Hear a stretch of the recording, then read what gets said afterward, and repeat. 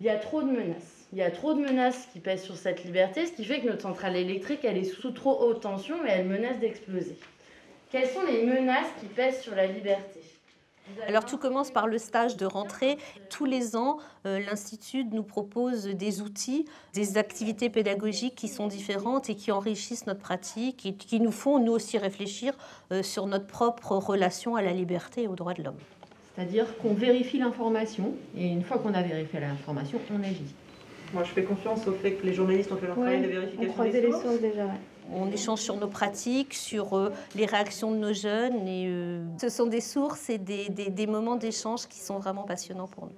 Je suis vraiment convaincue de l'intérêt de ce dispositif, à la fois dans la réflexion, dans l'engagement, dans les réactions que ça suscite, réactions qui, qu'elles soient, sont vives en cours. Alors l'Institut vient une première fois et sensibilise les jeunes à la liberté, donc à la notion de liberté, à travers des activités qui sont ludiques, mais qui laissent les jeunes trouver leur notion eux-mêmes de liberté. Donc certains ont fait des dessins, d'autres des textes, d'autres des chansons, d'autres des podcasts, d'autres des TikTok, pour d'abord leur donner leur représentation de la liberté. C'est la première année que je monte un dossier et j'ai trouvé ça très intéressant, surtout que j'ai monté un dossier sur un sujet qui me passionne, donc les jeux vidéo et l'univers du multimédia.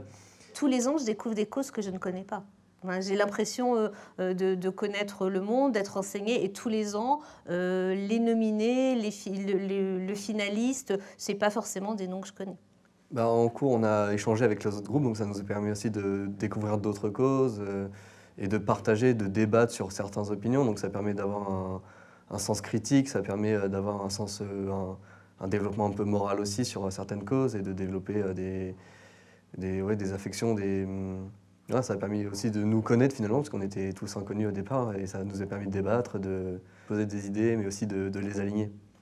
Et j'ai même des élèves qui se sont engagés dans des associations à l'issue, à la fin du prix Liberté, et qui 4 ans après continuent à être acteurs dans ces associations. Je trouve ça intéressant, ça permet de ramener des gens à certaines causes, ça permet de faire connaître aussi certaines causes, certains événements qui se passent dans le monde, et ça permet aussi de développer une certaine sensibilité pour les jeunes, justement. Aujourd'hui, on ne se rend pas compte de la chance qu'on a d'être dans notre pays, car il y a beaucoup d'autres pays qui n'ont pas cette chance et qui n'ont pas autant de liberté. Et donc, il faut profiter de notre liberté pour donner la nôtre aux autres.